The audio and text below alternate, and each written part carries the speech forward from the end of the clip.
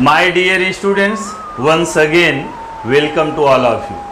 Students, इसके पहले के लेक्चर में हम लोगों ने समानुपात का मूलभूत प्रमेय तथा इसका विलोम, त्रिभुज के कोण समद्विभाजक का प्रमेय तथा इसका विलोम, यानी कि दो प्रमेय और दोनों का विलोम हम लोग पढ़ चुके हैं, जो कि बहुत ही महत्वपूर्ण प्रमेय है।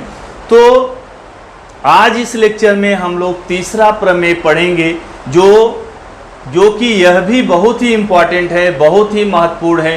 प्रमेय का नाम है तीन समांतर रेखाएं तथा उनकी तिर्यक रेखा का प्रमेय।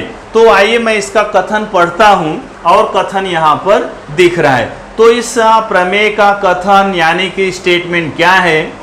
किसी तिर्यक रेखा द्वारा किन्हीं तीन समांतर रेखाओं पर निर्मित अंतःखंडों का अनुपात किसी अन्य तिर्यक रेखा द्वारा उन्हीं तीन समांतर रेखाओं पर निर्मित अंतःखंडों के अनुपात के बराबर होता है। तो कथन में क्या दिया? किसी तिर्यक रेखा द्वारा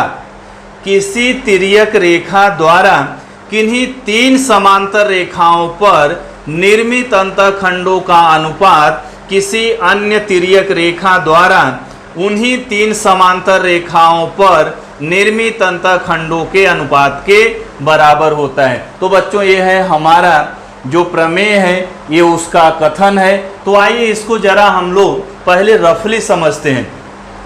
किसी तिर्यक रेखा द्वारा किन्हीं तीन समांतर रेखाओं पर बने अंतःखंडों का अनुपात। एक तिर्यक रेखा, किसी तिर्यक रेखा पर बने अंतःखंडों का अनुपात दूसरी तिर्यक रेखा पर बने अंतःखंडों के अनुपात के बराबर होता है। तो आइए अब समझते हैं। इसमें तीन समांतर रेखाएं दी हुई हैं।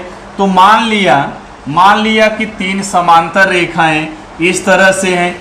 ये तीन समांतर रेखाएं हैं और इन समांतर रेखाओं का नाम रख दिया रेखा यल, रेखा यम तथा रेखा एम। ये तीनों रेखाएं क्या हैं? समांतर रेखाएं हैं।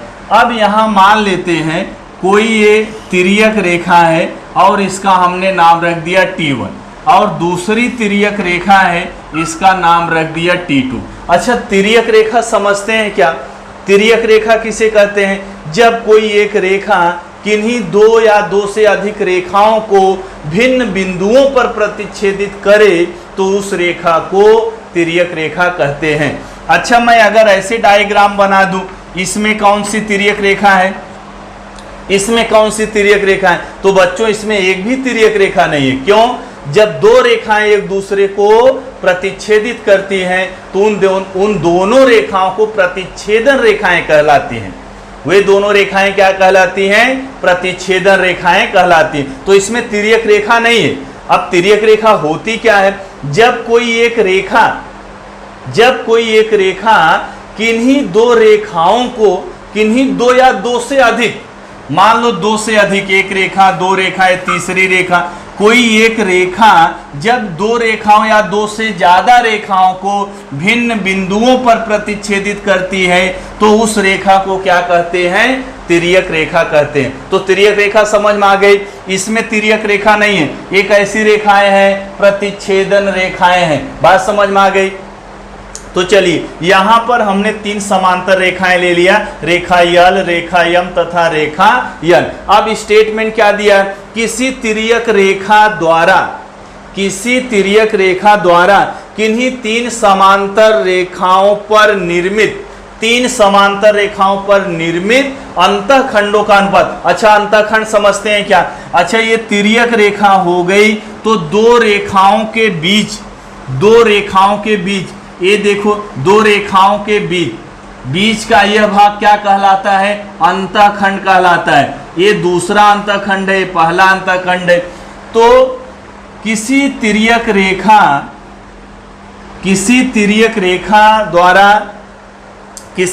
रेखा द्वारा किन्हीं तीन समांतर रेखाओं पर निर्मित अंतःखंडों का अनुपात। अच्छा, मान लिया है जो पहली तिर्यक रेखा है, इन तीन समांतर रेखाओं को बिंदु A, बिंदु B तथा बिंदु C पर प्रतिच्छेदित करती है, तथा दूसरी तिर्यक रेखा इन रेखाओं को माना बिंदु P, Q तथा R पर प्रतिच्छेदित करती है। अच्छा, इसमें अंतःखंड कौन कौन सा है? एक अंतःखंड AB है, दूसरा अंतःखंड BC है। इसमें कौन कौन सा अंतःखंड है? अंतःखंड PQ तथा अंतःखंड QR। अब कथन को ध्यान से समझिए। किसी तिर्यक रेखा द्वारा, किसी में पहला ले लिया, ये पहली तिर्यक रेखा ले लिया।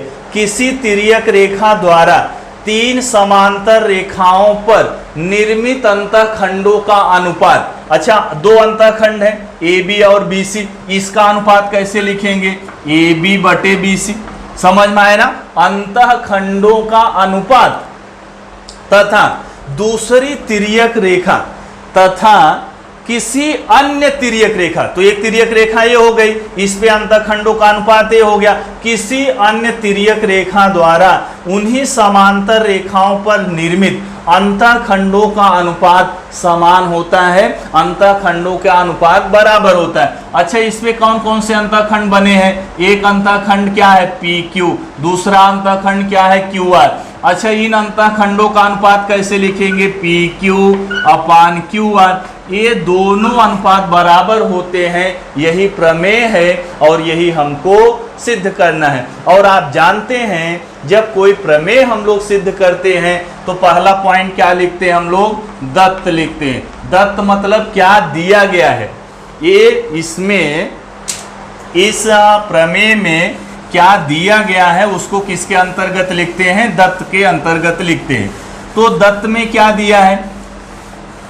दो तिर्यक रेखाएं हैं और तीन समांतर रेखाएं हैं। T1 तथा T2 ये दो तिर्यक रेखाएं हैं जो समांतर रेखाओं L, M तथा N को बिंदु A, B, C तथा P, Q, R पर प्रतिच्छेदित करती हैं। तो दत्त में क्या लिखेंगे?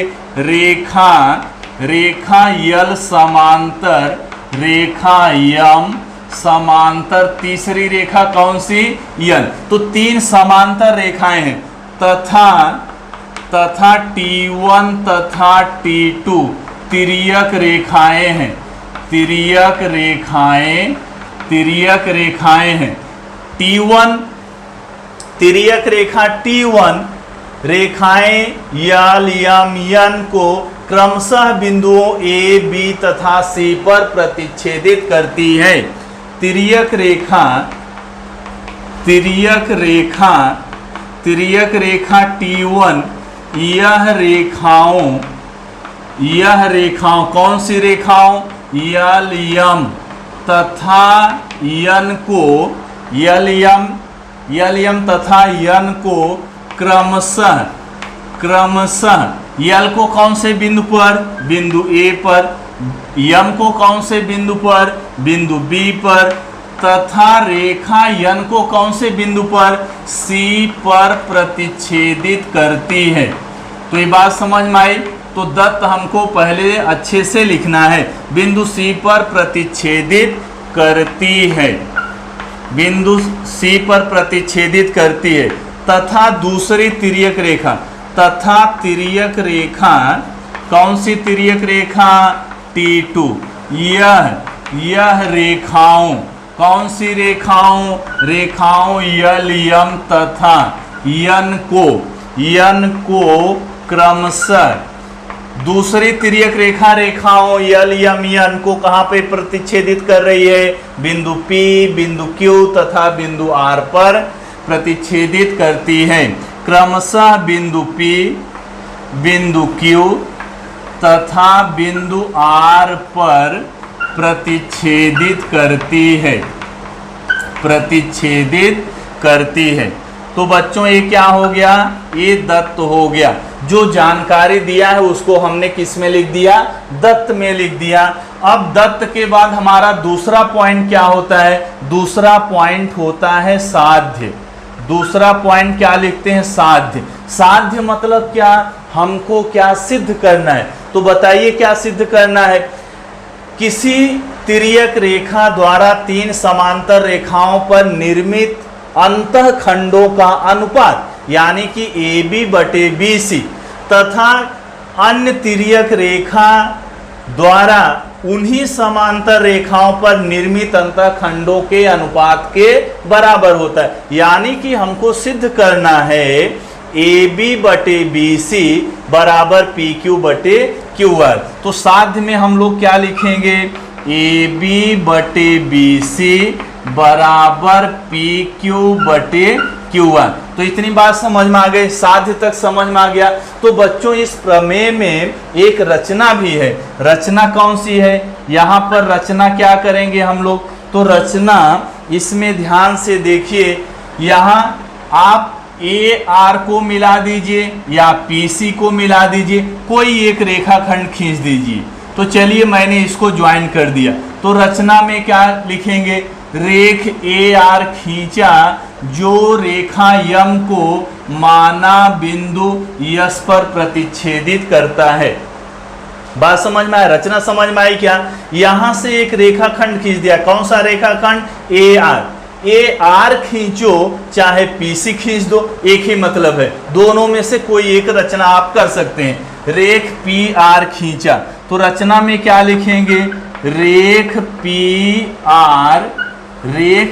आर खींचा जो रेखा, कौन सी रेखा को, रेखा यम को, कौन से बिंदु पर, कौन सा बिंदु लिया है यहाँ, एस, रेखा यम को बिंदु यस पर प्रतिच्छेदित करती है। क्या लिखेंगे, प्रतिच्छेदित करती है। चलो ये रचना हो गई, रचना तक आपको समझ में आ गया। तो हमारा जब हम प्रमेय सिद्ध करते हैं तो पहला पॉइंट होता है दत्त, दूसरा पॉइंट होता है साध्य, और तीसरा पॉइंट होता है रचना, और चौथा पॉइंट क्या लिखते हैं हम लोग, उपपत्ति लिखते हैं। तो चलिए अब इसको आप लिख डालिए, मैं यहां से रब करके उपपत्ति यहां पर ऊपर लिखूंगा।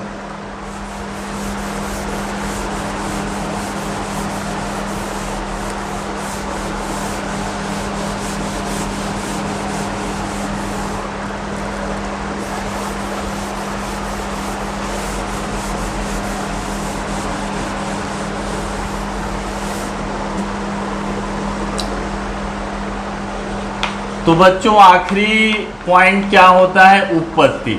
उपपत्ति मतलब क्या होता है कि किस तरह से आप प्रमेय को सिद्ध कर रहे हैं, कौन सा लॉजिक दे रहे हैं, कौन सा फार्मूला दे रहे हैं, कौन सा मेथड यूज कर रहे हैं।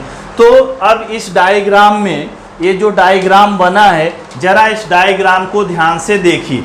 तो ये डायग्राम में ये आप देखिए त्रिभुज ए सी आर दिखा, क्या है त्रिभुज ए सी आर।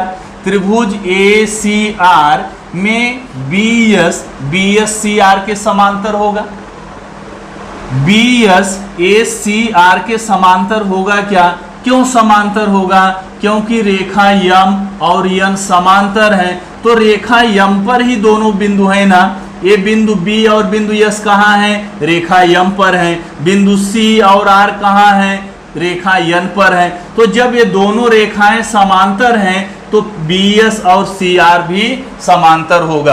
तो अब उपपत्ति में क्या लिखेंगे, त्रिभुज ए सी आर में, त्रिभुज ए सी आर में क्या मैं लिख दूं, बी एस समांतर सी आर। क्या लिखा, बी एस समांतर सी आर। अच्छा क्यों लिखा, क्योंकि रेखा यम जो है ये समांतर है, कौन सी रेखा के समांतर है, यन के समांतर है। तो अच्छा ध्यान दीजिए कि ये जो त्रिभुज है, त्रिभुज ए सी आर में कोई एक रेखा त्रिभुज की एक भुजा के समांतर है। अब आपको पहचानने में आना चाहिए कि कौन सा मेथड यहाँ पर लगने वाला है। तो दिख रहा है क्या, त्रिभुज ए सी आर, इसमें देखो ये रेखा इस भुजा के समांतर है। जब किसी त्रिभुज में एक रेखा किसी भुजा के समांतर हो तो वहां पर समानुपात का मूलभूत प्रमेय लगता है। बात समझ में आई क्या। तो इसमें हम लोग समानुपात का मूलभूत प्रमेय लगा सकते हैं क्या, ए बी बटे बी सी बराबर क्या हो जाएगा, ए एस बटे एस आर। तो यहाँ पर क्या लिख दूं मैं, ए बी बटे बी सी बराबर ए एस बटे एस आर। चलो इसको मान लिया समीकरण 1, और इसका कारण क्या लिखेंगे, समानुपात का समानुपात का मूलभूत प्रमेय। मूलभूत प्रमेय, तो कारण इसका समझ में आ गया। तो चलिए अब इसके बाद दूसरा इसमें त्रिभुज देखिए, दूसरा त्रिभुज यानी कि त्रिभुज ARP। ये देखिए त्रिभुज ARP, ये दिखा क्या त्रिभुज ARP, ये ब्लू कलर से मैंने बनाया है। तो ARP दिख रहा है त्रिभुज ARP में, बताइए SQ जो है ये AP के समांतर होगी। त्रिभुज ARP में SQ किसके समांतर है? AP के समांतर है। अच्छा, क्यों समांतर है? क्योंकि रेखा यम किसके समांतर है? यल के समांतर है। और आप ध्यान से देखिए तो ये जो रेखा यल है ना, इसी पर ये दोनों बिंदु हैं। बिंदु A और बिंदु P कहाँ पर है? रेखा यल पर। बिंदु S और बिंदु Q कहाँ पर है? रेखा यम पर है। जब रेखा यल और यम समांतर है तो इसका मतलब AP और SQ भी समांतर होगा। तो बात समझ में आई क्या? तो क्या लिखूं अभी? त्रिभुज ARP में, त्रिभुज ARP में, त्रिभुज ARP ये ब्लू कलर का, इसमें कौन सी भुजा किसके समांतर है? SQ समांतर है किसके? AP के। SQ समांतर AP। अच्छा, क्यों समांतर है? क्योंकि रेखा यल यह समांतर है रेखा यम के। बात समझ में आई? फिर से वही प्रमेय लगने जा रहा है। कौन सा प्रमेय लगने जा रहा है? समानुपात का मूलभूत प्रमेय। ये आपको एकदम अच्छे से पकड़ में आना चाहिए। जब कोई एक रेखा त्रिभुज की किसी एक भुजा के समांतर होती है तो वह रेखा त्रिभुज की दोनों भुजाओं को समान अनुपात में विभाजित करती है। यह हमारा क्या है? समानुपात का मूलभूत प्रमेय है। मतलब हम कैसे पहचानेंगे कि समानुपात का मूलभूत प्रमेय लगेगा? जब कोई रेखा त्रिभुज की किसी एक भुजा के समांतर हो तो समझो समानुपात का मूलभूत प्रमेय लगने वाला है। तो त्रिभुज ARP दिख रहा है, त्रिभुज ए भुजा इसके समांतर है। तो हम लोग यहाँ पर लिख सकते हैं क्या? PQ बटे क्या? QR, AS बटे SR। बात समझ में आई क्या? अच्छा, एक बार हम लोग देखते हैं समानुपात का मूलभूत प्रमेय। ये मान लो त्रिभुज ABC है, ये कोई एक रेखा यल है और यह रेखा यल किसके समांतर है? BC के समांतर है। और मान लिया ये दोनों भुजाओं को बिंदु P तथा Q पर प्रतिच्छेदित कर रही है। रेखा यल त्रिभुज ABC की भुजा BC के समांतर है, तो मतलब मूलभूत का प्रमेय। अच्छा, मूलभूत का प्रमेय अप्लाई कैसे करते हैं? रिजल्ट कैसे लिखते हैं? वह रेखा जो किसी भुजा के समांतर है, यह रेखा इन दोनों भुजाओं को समान अनुपात में विभाजित करती है। समान अनुपात मतलब ऐसा, कैसा यहाँ पर लिखेंगे? AP बटे PB। क्या लिख दूं? AP बटे PB ये किसके बराबर हो जाएगा? AQ बटे QC। तो समझ में आए क्या? ये क्या है? समानुपात का मूलभूत प्रमेय है। अच्छा, ये देखो, ध्यान से देखो, मैं थोड़ा इसको चेंज कर रहा हूँ। अब यहाँ समझने की जरूरत है, नहीं तो अभी वहां पर अप्लाई करूंगा तो बोलोगे सर मूलभूत का समानुपात का मूलभूत प्रमेय तो ऐसे लिखते हैं हम लोग रिजल्ट। अच्छा, ये जो हमने लिखा है AP बटे PB, इसको हम लोग ऐसे लिख सकते हैं। कैसे? PB बटे AP, PB बटे AP, मतलब इसको अंश में कर दिया, इसको हर में, तो इधर अंश में क्या आ जाएगा? QC बटे AQ, QC बटे AQ। बताइए ये चीज समझ में आए क्या? समानुपात का मूलभूत प्रमेय जो है AP बटे PB बराबर AQ बटे QC, या इसी को ऐसे लिख सकते हैं PB बटे AP बराबर QC बटे AQ। समझ में आ गया? समानुपात का मूलभूत एकदम समझ में आ गया। तो चलिए, ये जो त्रिभुज दिख रहा है, कौन सा त्रिभुज? ARP लिखा है हमने, ARP लिखा है इधर। त्रिभुज ARP में SQ समांतर AP, SQ समांतर AP। अब आपकी आदत कैसे है लिखने के लिए? ऐसे लिखेंगे RQ बटे QP बराबर RS बटे AS। तो कोई भी प्रॉब्लम नहीं। लेकिन ध्यान से देखिए, जो पहला समीकरण हमने बनाया है उसमें AS बटे SR लिखा है। क्या लिखा है? AS बटे SR। तो हम कोशिश करेंगे कि इस त्रिभुज में भी AS ऊपर आए, SR नीचे आए। तो जब इस त्रिभुज में ARP में हम लोग समानुपात का मूलभूत प्रमेय लगाएंगे तो इसको ऐसे लिख देंगे। कैसे लिख देंगे?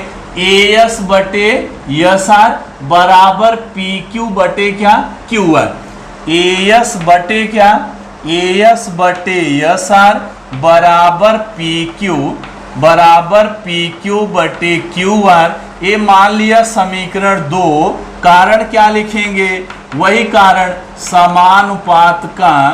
समानुपात का मूलभूत प्रमेय। तो बात समझ में आई क्या? अच्छा, अब समीकरण 1 और 2 को ध्यान से देखिए।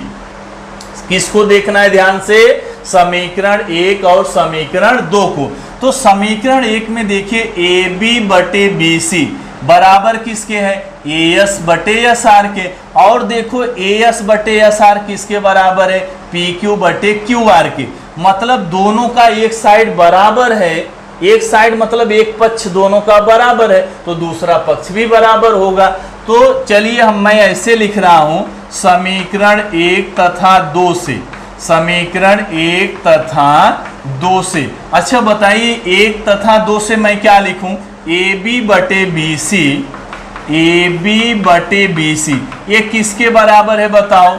AS अपान SR। अच्छा, ये तो पहला समीकरण हो गया। अब दूसरा समीकरण देखो, AS बटे SR, ये किसके बराबर है? PQ बटे QR के। तो यही लिख दूं क्या? PQ बटे QR।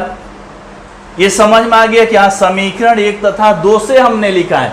अच्छा, अब एक चीज बताओ, जैसे मान लो कहीं लिखा है x बराबर y बराबर z, x बराबर y बराबर z, तो क्या यहां से हम ऐसे लिख सकते हैं क्या? x बराबर z। अरे x बराबर y के, y किसके बराबर z के। इसका मतलब x किसके बराबर है? z के बराबर है। तो क्या मैं यहां से ऐसे लिख सकता हूं क्या? AB बटे BC किसके बराबर? PQ बटे QR के। तो चलिए यहां पर लिख दिया, इसलिए AB बटे BC बराबर PQ बटे क्या? QR। तो ध्यान से आप देखिए, साध्य में यही लिखा है और साध्य भी यही है हमारा। ये देखो AB बटे BC बराबर PQ बटे QR, वही आ गया। तो यहां पर सिद्ध हो गया। तो क्या लिखेंगे? Hence proved. बात समझ में आई क्या?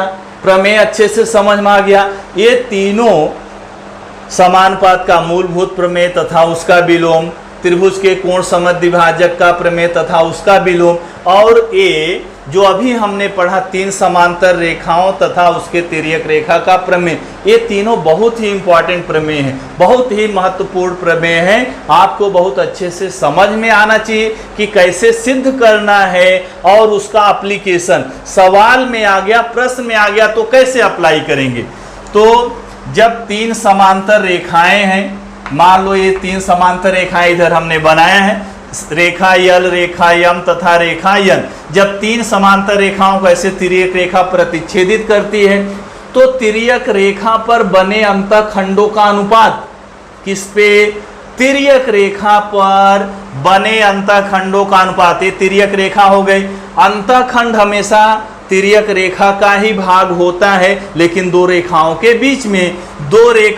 बीच में जो तिर्यक रेखा का भाग होता है उसको बोलते हैं अंतःखंड। तो अंतःखंड AB और BC समझ में आए क्या? ये पहली तिर्यक रेखा, दूसरी तिर्यक रेखा, इस पे 2 अंतःखंड बने AB और BC, इस पे PQ तथा QR। तिर्यक रेखा, जब तिर्यक रेखाएं मतलब एक से ज्यादा रेखाएं 3 समांतर रेखाओं को प्रतिच्छेदित करती हैं तो तिर्यक रेखाओं पर बने अंतःखंडों का अनुपात बराबर होता है। बात समझ में आ गई? तो चलिए अब इसको नोट कर लीजिए। तो आइए बच्चों, प्रश्न संग्रह 1.2 है, 1.3 नहीं, 1.2। प्रश्न संग्रह 1.2, इसका हम लोग पहला प्रश्न देखते हैं। पहले प्रश्न में 3 आकृतियां दी है, यानी कि 3 प्रश्न है। तो पहला इसका जो प्रश्न नंबर 1 का जो पहला है, जो पहली आकृति है, उसके बारे में क्या दिया है? ये प्रश्न क्या पूछ रहा है, नीचे कुछ त्रिभुज और उनके रेखाखंडों की लंबाई दी गई है। तो मैंने एक आकृति बना दिया है, नीचे कुछ त्रिभुज, मैंने एक ही त्रिभुज बनाया है, कुछ त्रिभुज और उनके रेखाखंडों की लंबाई दी गई है। इस आधार पर पहचानिए कि किस आकृति में किरण पीएम, किस आकृति में किरण पीएम, किस आकृति में किरण पीएम यह कोण क्यूपीआर की समद्विभाजक है। प्रश्न समझ में आया क्या? नीचे क्या लिखा है, प्रश्न के नीचे कुछ त्रिभुज दिए गए हैं, तो कुछ त्रिभुज में हमने एक ही त्रिभुज बनाया है और उनमें रेखाखंडों की लंबाइयां दी गई हैं। जैसे आप देखो, एक क्यूएम कितना दिया है 3.5, एम आर कितना दिया है 1.5, क्यूपी कितना दिया है 7, आरपी कितना दिया है 3। तो ये जो आकृति दिया है, रेखाखंडों की लंबाइयां दी गई हैं, इसमें से बोल रहा है कि आप पहचानिए, आपको पहचानना है, यानी कि आपको बताना है। क्या बताना है कि किरण पीएम समझ रहे ना, पी से निकल के किधर जाएगी, यम की ओर जाएगी, तो ये हो गई किरण पीएम। आपको पहचानना है, आपको बताना है, आपको लिखना है किस आकृति में, हमने पहली आकृति ही बनाया है, किस आकृति में किरण पीएम कोण क्यूपीआर की समद्विभाजक है। अच्छा, कोण क्यूपीआर दिख रहा है क्या? कोण क्यूपीआर ये क्या है, ये कौन सा कोण है? कोण क्यूपीआर है। ये समझ में आया ना, ये कोण क्या है? कोण क्यूपीआर है। हमको बताना है, प्रश्न में पूछ रहा है कि आप बताओ, आप पहचानो पीएम जो है इस कोण का समद्विभाजक है क्या, कोण का समद्विभाजक है क्या, ये बताना है। बात समझ में आई?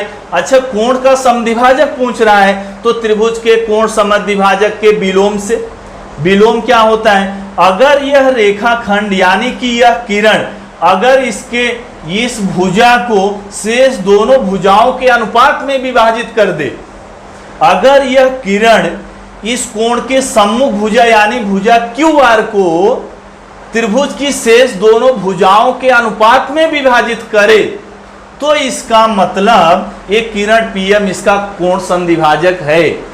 बात समझ में आई? अगर आपको कोण समद्विभाजक का प्रमेय क्लियर नहीं है तो पहले पिछले वाला पार्ट देखिए, पिछला लेक्चर पहले देखिए, पहले बीपीटी और कोण समद्विभाजक का प्रमेय आपको एकदम क्लियर होना चाहिए। अच्छा, तो अगर हम यहाँ ये बता दें, क्या बता दें कि क्यूएम बटे एम आर ये बराबर है पी क्यू बटे पी आर के, अगर ऐसा है तो इसका मतलब ये कोण समद्विभाजक है।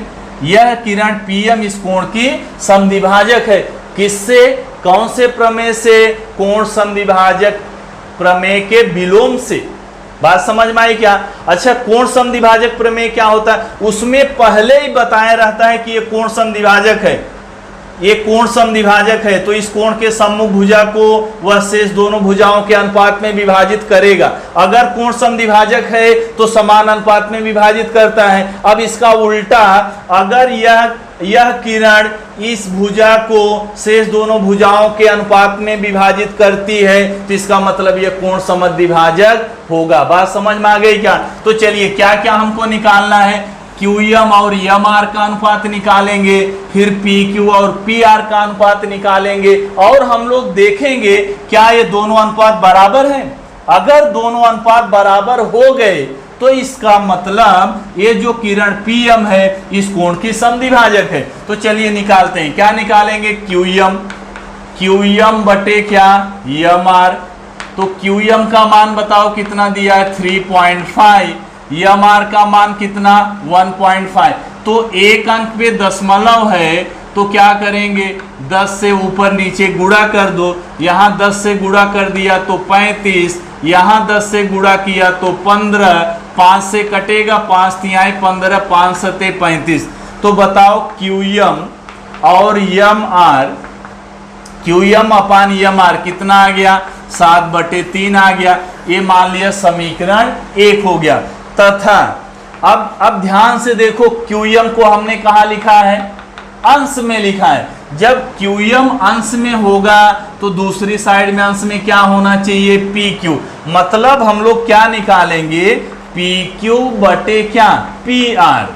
PQ बटे PR। PQ का मान कितना 7, PR का मान कितना 3। तो ये मान लिया है समीकरण 2 हो गया। तो क्या आप समीकरण 1 और 2 से देख रहे हैं, QM और EMR का अनुपात कितना, 7/3। PQ और PR का अनुपात, इसका अनुपात भी 7/3। इसका मतलब ये दोनों का अनुपात बराबर है समीकरण 1 और 2 से। कहां से, समीकरण 1 और 2 से हम लोग क्या लिख सकते हैं बताओ, QM बटे MR बराबर PQ बटे PR। बात समझ में आई क्या। अब जरा ध्यान से देखो, ये जो QM अपान MR, ये दोनों का अनुपात शेष दोनों भुजाओं के अनुपात के बराबर हो गया। इसका मतलब त्रिभुज का जो कोण समद्विभाजक प्रमेय है उसके विलोम से हम लोग क्या बोल सकते हैं, यह जो किरण है इसकी समद्विभाजक है। तो यहां पर क्या लिखेंगे, इसलिए किरण PM यह कोण QPR की समद्विभाजक है। क्या है, समद्विभाजक है। क्यों आपने लिखा, कहां से लिखा, यहां पर इसका कारण लिखेंगे। कारण क्या लिखेंगे, त्रिभुज के कोण समद्विभाजक प्रमेय के विलोम से, त्रिभुज के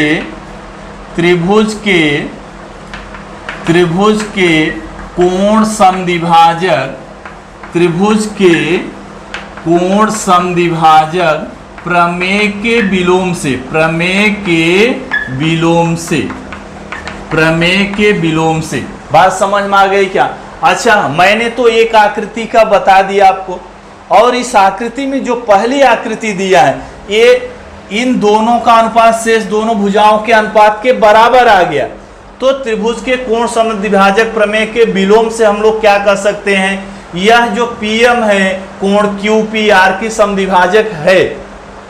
मान लो दूसरी आकृति में ये बराबर नहीं मिलता है, तो यहां पर क्या लिखेंगे, इसको कट कर देंगे। अगर दोनों का अनुपात बराबर नहीं है तो क्या करेंगे, यहां पर ऐसे कट कर देंगे। फिर लिखेंगे किरण PM यह कोण QPR की समद्विभाजक नहीं है। कारण यही लिखेंगे, कारण क्या लिखेंगे, त्रिभुज के कोण समद्विभाजक प्रमेय के विलोम से। क्योंकि इसी प्रमेय का तो उपयोग करके हम बता रहे हैं कि समद्विभाजक है कि नहीं है। बात समझ में आई। ये कारण सेम रहेगा। अगर दोनों अनुपात, आगे 2 आकृति और दिया है वो मैं आपको होमवर्क दे रहा हूं, इसलिए लिखने का आइडिया मैं बता रहा हूं। अगर दोनों का अनुपात बराबर नहीं मिला तो यहां पर क्या करेंगे, इसको कट कर देंगे। बात समझ में आ रही क्या, इसको कट कर देंगे। फिर यहां लिखेंगे किरण PM या कोण QPR की समद्विभाजक नहीं है, और कारण यही लिखेंगे। तो चलिए इसको नोट कर डालिए, फिर देखते हैं अगला प्रश्न। तो आइए बच्चों देखते हैं दूसरा प्रश्न। दूसरे प्रश्न की आकृति ये है, और प्रश्न आपका ऊपर दिख रहा है। क्या लिखा है, त्रिभुज PQR में PM बराबर 15। त्रिभुज PQR में PM बराबर कितना, 15। ये जो PM है ये कितना दिया है, 15 दिया है। PM बराबर कितना, 15 दिया है, और PR बराबर 20 दिया है। PM बराबर 15, PQ बराबर 25। ये देखो PQ बराबर कितना, 25 दिया है। PR बराबर 20। ये देखो जो PR, ये वाला जो रेखाखंड है कितना दिया है, 20 दिया है। NR बराबर 8। ये देख रहे हैं ना NR, ये वाला रेखाखंड, इसका मान कितना दिया है, 8 दिया है। तो बताइए क्या बताइए, रेखा नियम भुजा PQ के समांतर है क्या, भुजा RQ, रेखा नियम भुजा RQ के समांतर है क्या। आकृति समझ में आ गई। त्रिभुज PQR में PM बराबर 15, PQ बराबर 25, PR बराबर 20, NR बराबर 8। तो बताइए, क्या बताइए, यह नियम जो है RQ के समांतर है क्या। अब कौन सा प्रमेय लगेगा आपके दिमाग में तुरंत आना चाहिए। अगर यह रेखाखंड अगर समांतर होता, मान लो समांतर होता, तो इन दोनों भुजाओं को समान अनुपात में विभाजित करता। कहां से? समानुपात का मूलभूत प्रमेय से। बात समझ में आई क्या? यदि कोई रेखा त्रिभुज की किसी एक भुजा के समांतर हो, यदि कोई रेखाखंड त्रिभुज की किसी एक भुजा के समांतर हो, तो यह रेखाखंड त्रिभुज की अन्य दो भुजाओं को समान अनुपात में विभाजित करता है। यह समानुपात का मूलभूत प्रमेय है। अच्छा, अब इसका विलोम, यदि कोई रेखाखंड, समांतर नहीं बोला भी, यदि कोई रेखाखंड त्रिभुज की किन्हीं दो भुजाओं को समान अनुपात में विभाजित करता है, तो इसका मतलब वह रेखाखंड त्रिभुज की तीसरी भुजा के समांतर होता है। यह क्या है? समानुपात का मूलभूत प्रमेय का विलोम है। बात समझ में आई क्या? अच्छा, मतलब ये हमको चेक करना है। क्या चेक करना है? यह नियम जो है आर क्यू के समांतर है क्या? अच्छा, कब समांतर होगा? जब इसका अनुपात Pn बटे N R बराबर हो जाए। किसके बराबर हो जाए? Pm बटे MQ के अगर बराबर हो जाए, इन दोनों भुजाओं का अनुपात अगर बराबर हो जाए, मतलब Pn बटे NR बराबर Pm बटे MQ, अगर ये दोनों अनुपात बराबर है तो इसका निष्कर्ष क्या निकलता है? यह जो रेखाखंड है इन दोनों भुजाओं को समान अनुपात में विभाजित कर रहा है। इसका मतलब यह जो रेखाखंड यह नियम है आर क्यू के समांतर होगा। कौन से प्रमेय से? समानुपात का मूलभूत प्रमेय के विलोम से। अच्छा, इसका मतलब हमको Pn बटे NR निकालना है।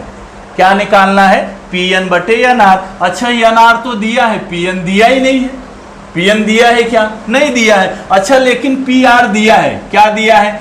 PR में से NR माइनस कर देंगे, Pn मिल जाएगा। बात समझ में आ रही है क्या? तो पहले हम लोग क्या करेंगे? Pn निकालेंगे। अच्छा, इधर देखो, Pm दिया है लेकिन MQ नहीं दिया है, लेकिन ये PQ दिया है। PQ में से MQ माइनस कर देंगे, हमको ये मिल जाएगा। बात समझ में आई क्या? तो चलिए पहले हम लोग क्या निकालेंगे? Pn निकालेंगे और MQ निकालेंगे। इसके पहले हम लोग लिखेंगे दत्त मतलब जो जानकारी दी गई है त्रिभुज PQR में क्या क्या दिया है बताओ जरा। Pm बराबर कितना? 15, PQ बराबर कितना? 25। इधर क्या दिया है? PR बराबर 20, NR बराबर कितना? 8। अच्छा, क्या मैं बोला क्या क्या निकालना पड़ेगा हमको? Pn निकालना पड़ेगा और MQ। अच्छा, Pn निकालने के लिए जरा ध्यान से देखिए, आकृति में ध्यान से देखिए। आकृति दिख रही ना? चूंकि Pn प्लस NR बराबर PR। समझ में आए क्या? अरे देखो, दोनों रेखाखंड Pn और NR को हमने जोड़ दिया, दोनों को प्लस कर दिया तो PR मिलेगा। अच्छा, जोड़ा क्यों दोनों को? अरे एक रेखी है तो यहां पर कारण लिखेंगे P-N-R। तीनों क्या है? एक रेखी बिंदु है। तो यहां से अब मान रख देते हम लोग, इसलिए Pn तो निकालना है, तो Pn ऐसे रहेगा। NR कितना दिया है? 8 दिया है। PR कितना दिया है? 20 दिया है। तो बताओ यहां से Pn 20, ये 8 को इधर कर देंगे -8, तो Pn बराबर कितना आ गया? 12 मिल गया। Pn बराबर 12। तो चलिए, ये Pn बराबर 12, समीकरण लिखने की जरूरत नहीं, 1 2 3 ऐसे डालने की जरूरत नहीं। और क्या निकालेंगे? MQ। अच्छा, MQ निकालने के लिए जरा ध्यान से देखो, Pm प्लस MQ बराबर क्या हो जाएगा? PQ। ये भी बिंदु तो एक रेखी बिंदु ही है, PMQ। तो यहां पर क्या लिखूं मैं? चूंकि Pm प्लस MQ बराबर क्या हो जाएगा? PQ। कारण क्या लिखेंगे? P-M-Q। अच्छा, इसका मतलब समझते हैं क्या? P-M-Q, इसका मतलब बिंदु P, M तथा Q, ये तीनों बिंदु एक रेखी है, एक ही रेखा पर हैं। तो चलिए मान रखते हैं। Pm का मान दिया है कितना? 15। MQ का मान निकालना है, बराबर PQ का मान 25। तो एम क्यू बराबर 25, ये 15 को इधर करेंगे -15, तो एम क्यू बराबर 25 - 15 कितना मिल गया 10। एम क्यू का मान कितना आ गया 10। अच्छा, तो ये तो हमको निकालना था, अब लेकिन एक्चुअल में क्या निकालना है, पी एन बटे एन आर। जब हम लोग इसका पी एन अपान एन आर और पी एम अपान एम क्यू जब दोनों को दिखाएंगे, दोनों इक्वल हैं कि नहीं इक्वल है, इक्वल हैं तो ये समांतर है, इक्वल नहीं है तो समांतर नहीं है। बात समझ में आ रही क्या? तो चलिए अब अनुपात निकालते हैं, पी एन बटे एन आर। क्या निकालना पड़ेगा? अनुपात पी एन बटे एन आर। तो चलो पी एन बटे एन आर, पी एन का मान, ये देखो पी एन का मान निकालना है कितना, 12 निकाला है। एन आर का मान दिया है कितना, 8, तो 4 से कट जाएगा, 4 दूनी 8, 4 तिहाई 12, कितना आ गया, पी एन बटे एन आर, इसका मान आ गया 3/2। कितना मिल गया, 3/2। समीकरण 1 डाल दिया। तो चलिए इधर भी निकालते हैं, पी एम बटे क्या निकालूं, पी एम बटे एम क्यू। पी एम का मान बोलो 15, एम क्यू का मान निकाला है कितना, 10, तो यहाँ क्या रख देंगे 10। तो 15 और 10 को 5 से काट सकते हैं, 5 दूनी 10, 5 तिहाई 15। तो यहाँ से बताओ पी एम बटे एम क्यू बराबर कितना आ गया, 3/2। ये समीकरण 2 हो गया। तो क्या आपको दिख रहा है क्या कि दोनों का अनुपात बराबर है? पी एन बटे एन आर कितना, 3/2, पी एम बटे एम क्यू, इसका मान भी 3/2। इसका मतलब पी एन बटे एन आर किसके बराबर हो गया, पी एम तथा एम क्यू के। दोनों का अनुपात बराबर, इसके लिए एन क्या होगा, समांतर। किसके समांतर, आर क्यू के। तो क्या लिखेंगे, समीकरण 1 तथा 2 से। तो इधर मैं रफ कर दे रहा हूं, यहां आप नोट कर लेना, ओके। तो चलिए मैं यहाँ रब कर दे रहा हूँ, अब यहाँ मैं लिख रहा हूँ, उसके आगे मैं यहाँ से कंटिन्यू लिख रहा हूँ, समीकरण 1 तथा 2 से, समीकरण 1 तथा 2 से। अच्छा, समीकरण 1 तथा 2 से क्या लिख सकते हैं, पी एन बटे एन आर बराबर क्या, पी एम बटे एम क्यू।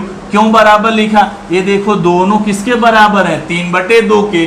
तो यहाँ से क्या लिखेंगे, पी एन बटे एन आर बराबर क्या हो गया, पी एम बटे एम क्यू, पी एम बटे एम क्यू। अब आकृति में एक बार फिर मैं समझा रहा हूं, पी एन बटे एन आर, पी एम बटे एम क्यू बराबर है। तो जो समानुपात का मूलभूत प्रमेय है, उसका जो कथन है, कथन क्या है, जब कोई रेखाखंड त्रिभुज की किन्हीं दो भुजाओं को समान अनुपात में विभाजित करता है, तो वह रेखाखंड त्रिभुज की तीसरी भुजा के समांतर होता है। इसका मतलब हम लोग क्या लिख सकते हैं, यह नियम समांतर किसके, आर क्यू के। कारण क्या लिखेंगे, समानुपात का मूलभूत प्रमेय के विलोम से। अच्छा, तो समझ में आ गया, प्रश्न समझ में आ गया। तो चलिए अब नोट कर डालिए, फिर देखते हैं अगला प्रश्न। तो चलिए बच्चों देखते हैं अगला प्रश्न, प्रश्न नंबर 3। त्रिभुज एम एन पी में, आकृति मैंने बनाया है, प्रश्न आपका ऊपर दिख रहा है। त्रिभुज एम एन पी में, त्रिभुज एम एन पी में रेख एन क्यू, ये रेख एन क्यू है। रेख एन क्यू यह कोण एन की समद्विभाजक है। कोण एन, यही है ना कोण एन, कोण एन की समद्विभाजक है, कोण एन की समद्विभाजक है। यदि एम एन बराबर 5, पी एन बराबर 7, एम क्यू बराबर 2.5, तो पी क्यू का मान ज्ञात कीजिए। पी क्यू या क्यू पी दोनों एक ही है, किसका मान ज्ञात करो, क्यू पी का। अच्छा, आकृति समझ में आ गई क्या, त्रिभुज एम एन पी में ये जो रेख है ना, ये कोण समद्विभाजक है। अच्छा, कभी कभी प्रश्न में ऐसे देता है, वो शब्दों में नहीं लिखा रहेगा कि कोण समद्विभाजक है, सिर्फ आकृति बना दिया और ऐसे लिखेगा, दी गई सूचना के आधार पर, दी गई जानकारी के आधार पर एम क्यू पी क्यू ज्ञात करो। दी गई जानकारी, ऐसे आकृति बना दिया और उसमें लिख दिया दी गई जानकारी के आधार पर पी क्यू का मान ज्ञात करो। तो तो आप आकृति से क्या समझेंगे? ये देखो आइडेंटिकल मार्क लगा है, दोनों का चिन्ह समान लगा, इसका मतलब ये जो रेखा है ना इस कोण की समद्विभाजक है। बात समझ में आई क्या? एक ये दोनों चिन्ह जो लगा है, इधर 0 0 दिख रहा है या वृत्त के जैसा दिख रहा है, दोनों में समान लगा है ना, इसका मतलब यह कोण समद्विभाजक है। कौन सी? रेख यन क्यू किसकी समद्विभाजक है? कोण यन की समद्विभाजक है। तो कौन सा प्रमेय लग जाएगा? कोण समद्विभाजक का प्रमेय। और कोण समद्विभाजक का प्रमेय क्या होता है? कोण समद्विभाजक कोण के सम्मुख भुजा को त्रिभुज की शेष दोनों भुजाओं के अनुपात में विभाजित करता है। तो चलिए क्या लिखेंगे हम लोग? दत्त। दत्त मतलब दिया गया है। क्या दिया गया है? त्रिभुज यम एन पी में, त्रिभुज यम एन पी में क्या दिया है? यम एन बराबर कितना? यम एन बराबर 5, पी एन बराबर कितना? 7 दिया है। यम क्यू बराबर कितना दिया है? 2.5। क्या ज्ञात करना है? क्यूपी का मान ज्ञात करना है। अच्छा एक चीज और दिया है, एन क्यू क्या है? कोण समद्विभाजक है। तो उसको ऐसे लिख देंगे, चूंकि रेख कौन सी रेख? N Q. यह कौन से कोण की? कोण एन की समद्विभाजक है। कोण एन की क्या है? समद्विभाजक है। कोण एन की समद्विभाजक है। अच्छा कोण समद्विभाजक दिया है, त्रिभुज के किसी एक कोण का जब समद्विभाजक दिया रहता है तो कोण समद्विभाजक का प्रमेय लगाएंगे। अच्छा कोण समद्विभाजक के प्रमेय से अब यहां लिखेंगे त्रिभुज के कोण समद्विभाजक प्रमेय से, त्रिभुज के कोण समद्विभाजक प्रमेय से। अगर कोण समद्विभाजक प्रमेय आपने अच्छे से पढ़ा है तो ही आप अप्लाई कर सकते हैं। कोण समद्विभाजक का प्रमेय क्या होता है? त्रिभुज के किसी कोण का समद्विभाजक, त्रिभुज के किसी कोण का समद्विभाजक कोण के सम्मुख भुजा को कौन से अनुपात में विभाजित करता है? त्रिभुज की शेष दोनों भुजाओं के अनुपात में विभाजित करता है। अच्छा जब ये हम लोग कोण समद्विभाजक प्रमेय लगाएंगे तो यम क्यू बटे पी क्यू, यम क्यू को अंश में लिखा है तो इसके बाजू में क्या है? यमयन है, यमयन आ जाएगा अंश में, यमयन बटे क्या आ जाएगा? पीएन। अब चलिए मान रख दीजिए, यम क्यू का मान कितना? 2.5, पी क्यू तो हमको निकालना है, यमयन कितना? यमयन का मान दिया है 5, पीएन का मान कितना? 7। अब यहां से तिर्यक गुणा करके निकाल लेंगे। तिर्यक गुणा 5 का गुणा पी क्यू से, 5 गुणे पी क्यू बराबर 2.5 गुणे 7, 2.5 गुणे 7। अच्छा तो पी क्यू बराबर बताओ 2.5 गुणे 7, ये 5 अभी इधर आएगा बटे 5 हो गया। अच्छा एक कट जाएगा, 5 5 25, 5 पंजे कितना? 25, लेकिन ये दशमलव है तो यहाँ 0.5 आ जाएगा। तो बताइए पी क्यू बराबर कितना? 0.5 गुणे क्या? 7, तो 7 5 35 हो गया। अच्छा पी क्यू लिखो चाहे क्यू पी लिखो, दोनों एक ही है। कोई रेखाखंड पी क्यू या क्यू पी लिखो चाहे पी क्यू, दोनों एक ही है। अच्छा 7 5 कितना? 35, तो 35 लिखूंगे 3.5, 3.5, एक अंक पे दशमलव है तो एक अंक पे दशमलव लग गया। बात समझ में आ गई क्या? प्रश्न अच्छे से समझ में आया तो नोट कर लीजिए।